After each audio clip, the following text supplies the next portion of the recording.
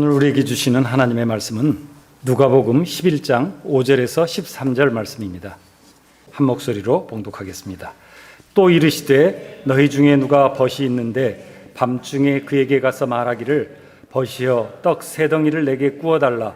내 벗이 여행 중에 내게 왔으나 내가 먹을 것이 없노라 하면 그가 안에서 대답하여 이르되 나를 괴롭게 하지 말라.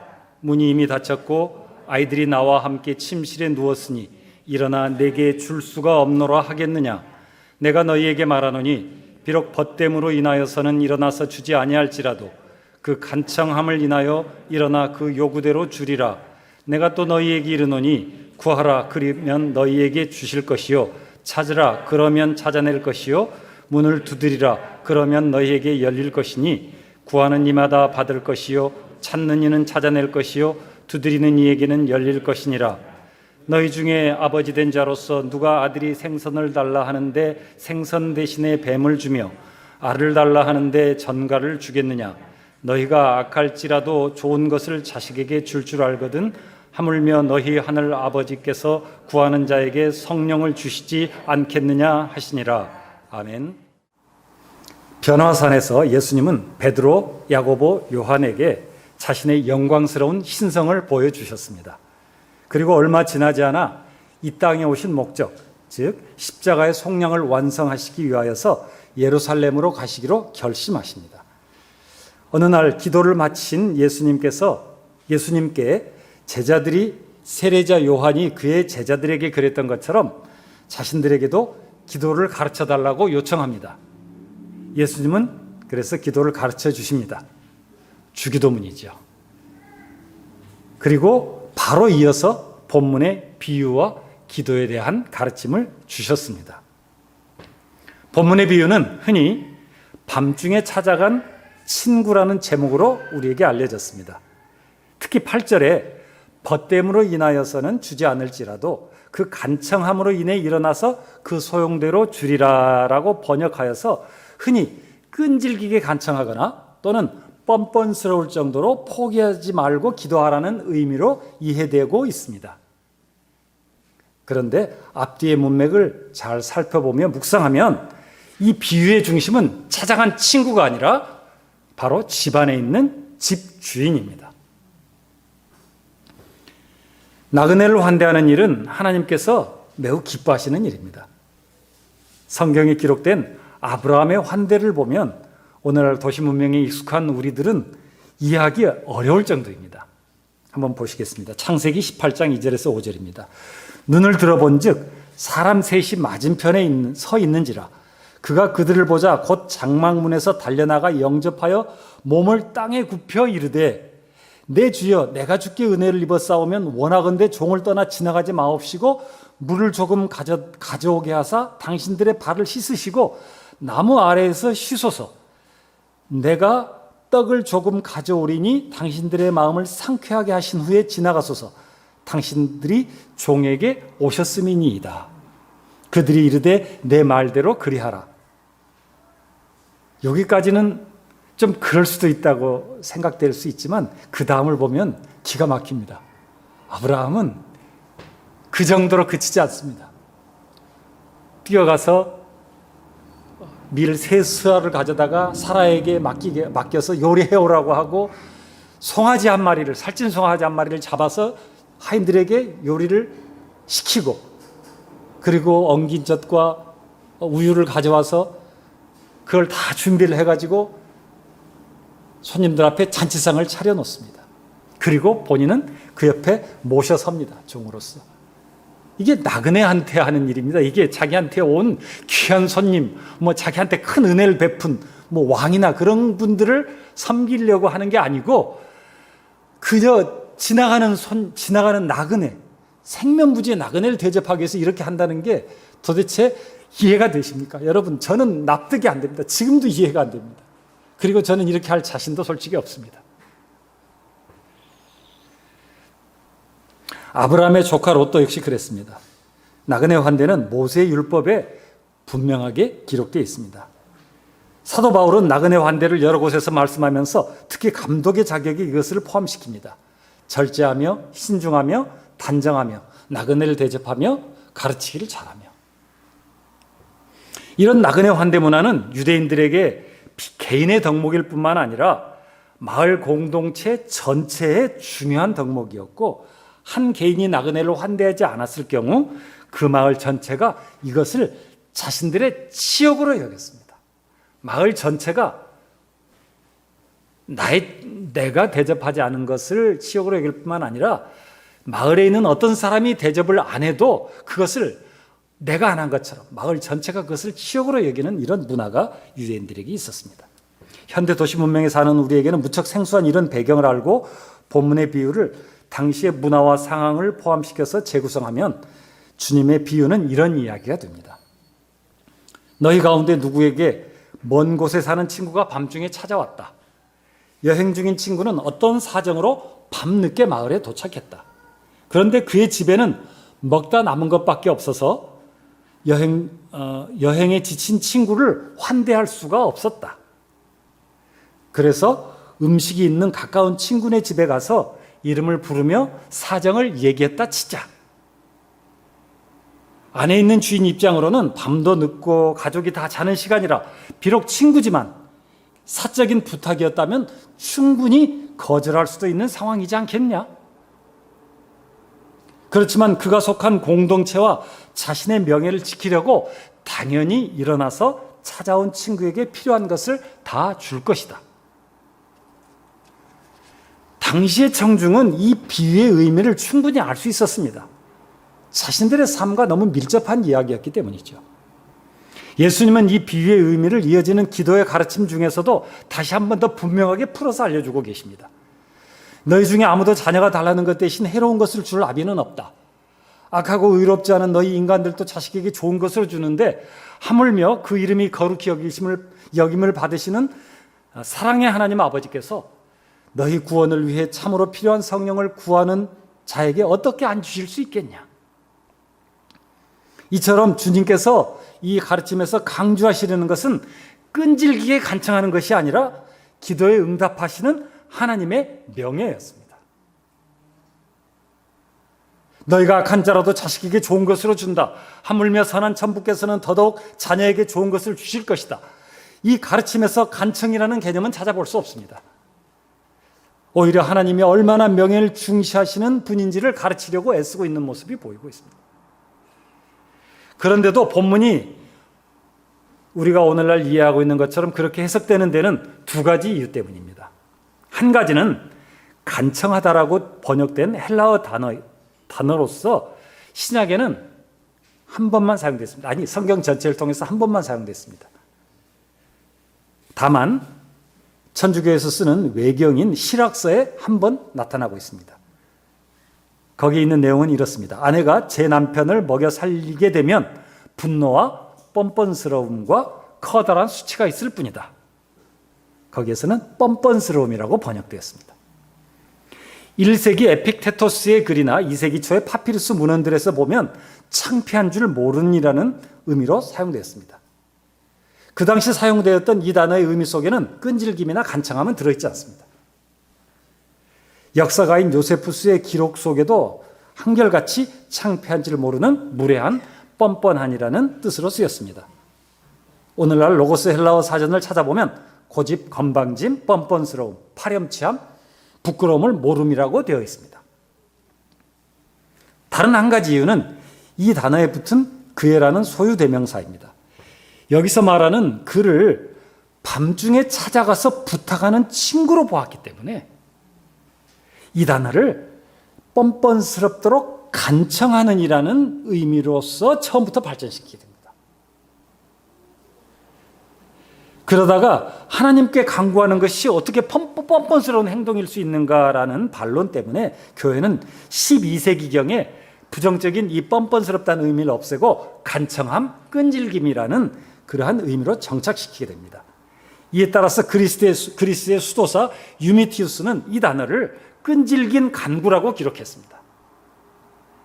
그 이후에 이 구절은 거의 모든 곳에서 찾아간 친구의 간청함 또는 끈질긴 때문에라고 이해하게 된 것입니다. 그러므로 원래의 일반적인 의미인 그의 뻔뻔스러움 때문에라고 번역하고 그의라는 소유대명사를 부탁을 받는 집주인으로 바로잡으면 집주인의 뻔뻔스러움 때문에가 됩니다. 우리가 말을 할 때 나는 내 뻔뻔스러움 때문에 그런 짓을 할 수 없다라고 만약에 말을 하면은 그 말의 뜻이 내가 뻔뻔스럽게 되는 것이 싫어서 또는 내 명예를 더럽히지 않으려고 나는 그런 짓을 할 수 없다라는 말임을 우리는 어렵지 않게 이해할 수 있습니다. 이처럼 8절에 그의 간청함 때문에라는 문구는 밤중에 찾아온 친구의 간청함 때문에가 아니라 집주인의 불명예 때문에라고 이해해야 전체 문맥에 맞습니다. 집주인이 자신의 명예를 지키려고 그렇게 행동한다는 말입니다. 이것은 너희가 사람인데도 밤중에 일어나서 명예를 지키려고 하지 않느냐? 하물며 하나님은 자기 이름의 명예를 위해서 더욱 너희 요구에 필요한 만큼 충분히 주실 것이다 라는 그런 뜻입니다.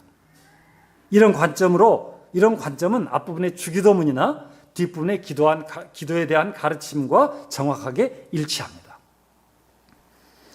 끈질긴 강구라는 선입견으로 보면 구하라, 찾으라, 문을 두드리라는 기도의 가르침을 점점 더 간청하여 기도하라는 뜻으로 오해할 수 있습니다.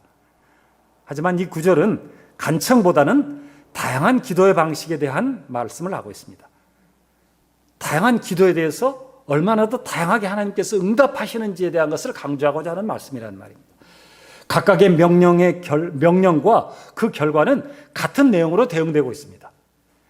구하라는 말은 어떤 대상에게 요구하라는 의미이며 그러면 그 대상이 너에게 줄 것이라고 말하고 있습니다. 찾으라는 탐색하라는 의미이고 그러면 발견할 것이라고 되어 있습니다. 두드리라는 것은 행동의 실행을 강조하면서 그러면 열릴 것이라고 말합니다. 이는 우리의 기도가 조건과 환경과 상황에 따라 다른 형식이 필요할 수 있으며 그에 대한 응답 또한 기도의 형식에 따라 적절하게 풍성하게 주어질 것을 말씀하시는 것으로 보는 것이 더 자연스럽습니다. 밤중에 찾아온 친구가 요구하는 것은 자신을 위한 것이 아니라 여행 중에 찾아온 지친 나그네를 대접하기 위한 것이었습니다. 이타적이며 마을 공동체 전체의 명예를 지키는 것이었습니다. 이같이 비유에서 중요한 점은 간청이 아니라 명예에 관한 것임을 분명히 우리는 발견할 수 있습니다. 따라서 비유를 통해 예수님이 가르치고자 하시는 기도는 간청하는 기도가 아니라 명예를 구하는 기도입니다. 하나님이 어떤 분인지를 알고 구하라는 말입니다. 떼쓰고 졸으면 옛다 먹으라 하고 아무 것이나 던져주는 하나님으로 오해하면서 기도하지 말라는 말입니다.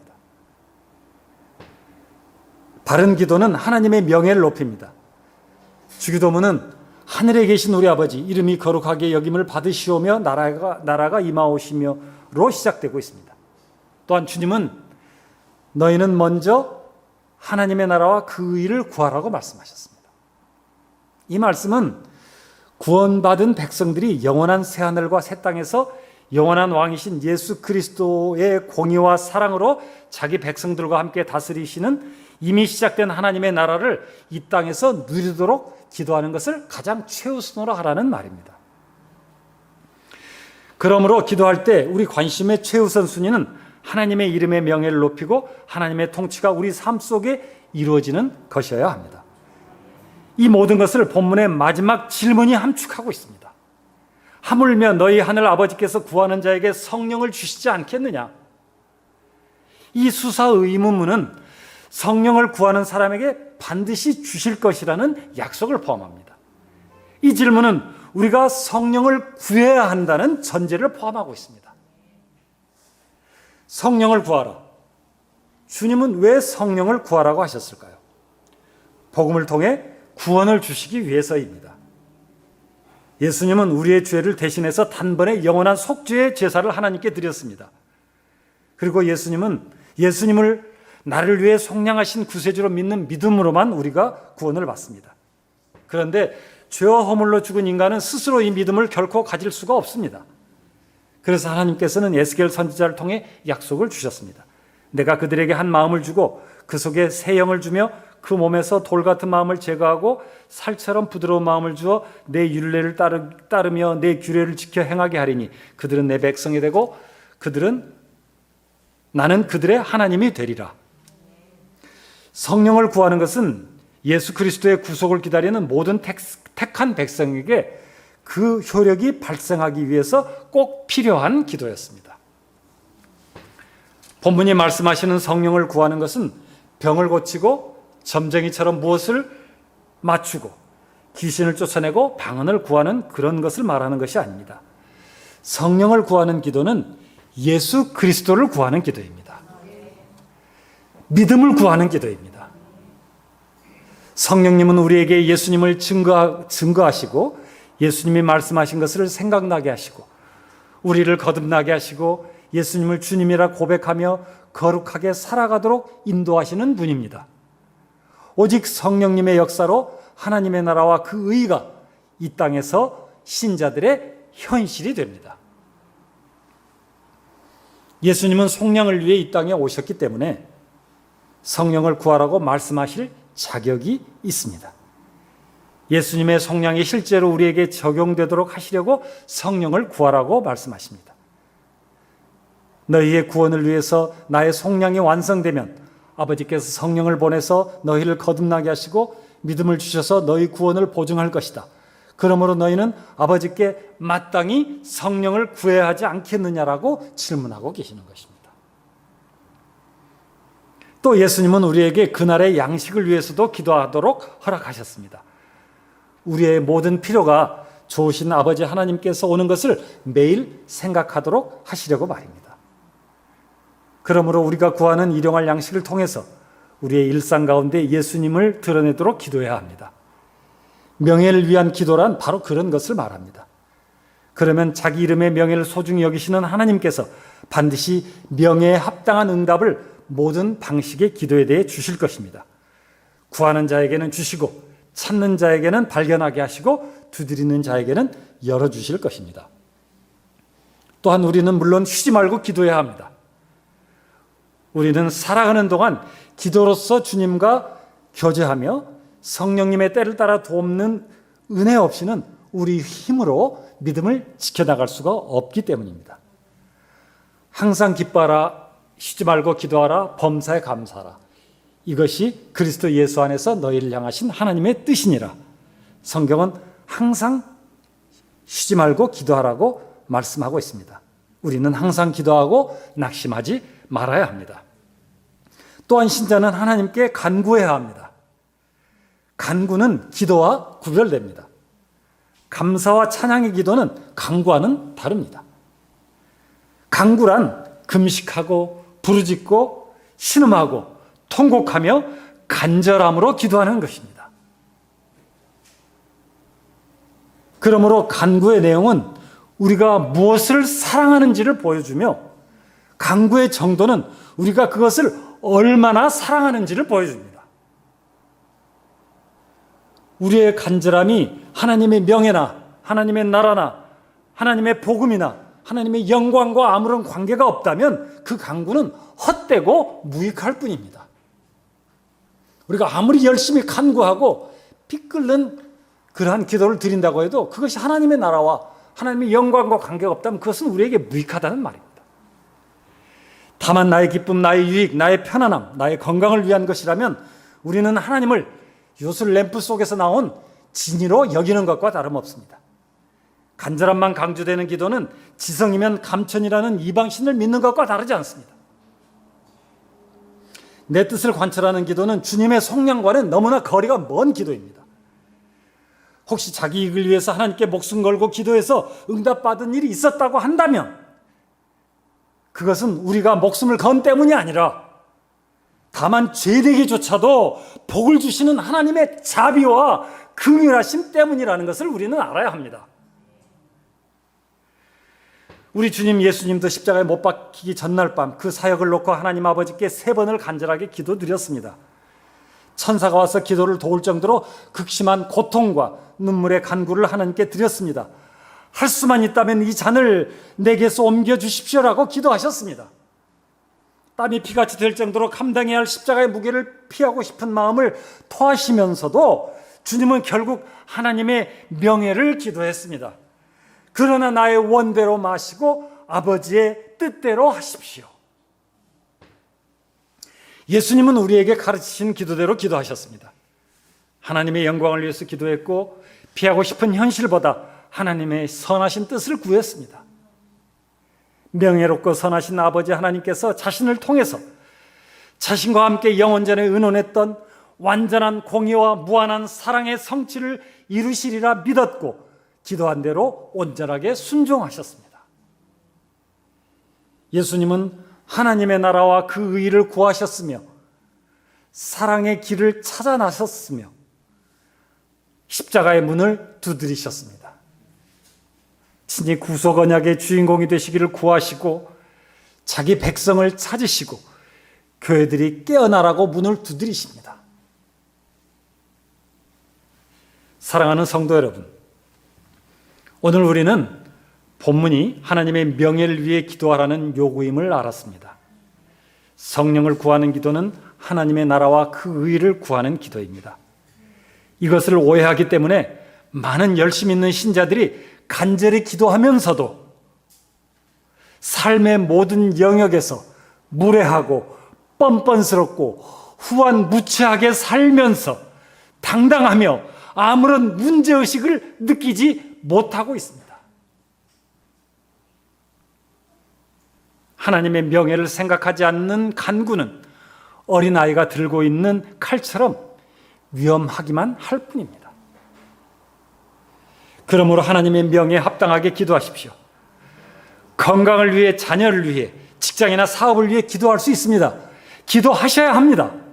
다만 그 대상들이 하나님을 기쁘시게 하며 영화롭게 하며 그리고 살든지 죽든지 몸에서 그리스도가 존귀하게 되도록 하게 해달라고 담대하게 간구하시기 바랍니다. 하나님은 자기 자녀인 우리를 사랑하시며 성령을 구하는 사람에게 반드시 응답하시는 선하신 아버지임을 믿으시기 바랍니다. 또한 기도의 실천 영역을 넓혀 가십시오. 기도하시고 찾아 나서시고 그리고 문을 두드려 보십시오. 하나님의 나라를 구하는 기도의 확장을 통해서 하나님의 나라가 확장될 것입니다. 우리 그리스도의 보혈교회 모든 성도가 날마다 삶으로 예수님을 드러내며 성령님의 도우심을 간구하는 주님의 명예로운 자녀로 살아가시기를 예수님의 이름으로 축원합니다. 기도드리겠습니다. 사랑하는 하나님 아버지, 우리가 하나님의 이름의 명예를 아는 기도의 삶을 살아가도록 도와주시길 바랍니다. 쉬지 않고 기도하되 주님이 기뻐하시는 일을 구하는 지혜로운 믿음을 갖도록 도와주십시오. 말씀을 잘 듣고 기억하며 들은 말씀을 잘 분별하고 순종하여 우리가 기도한 대로 주님의 기쁨이 되고 세상의 빛으로 드러나도록 우리를 지도해 주십시오. 자녀로서 아버지 하나님의 명예를 지킬 수 있도록 때를 따라 돕는 은혜를 허락하여 주십시오. 성령으로 충만하게 해 주십시오. 주 예수님의 이름으로 기도드립니다. 아멘.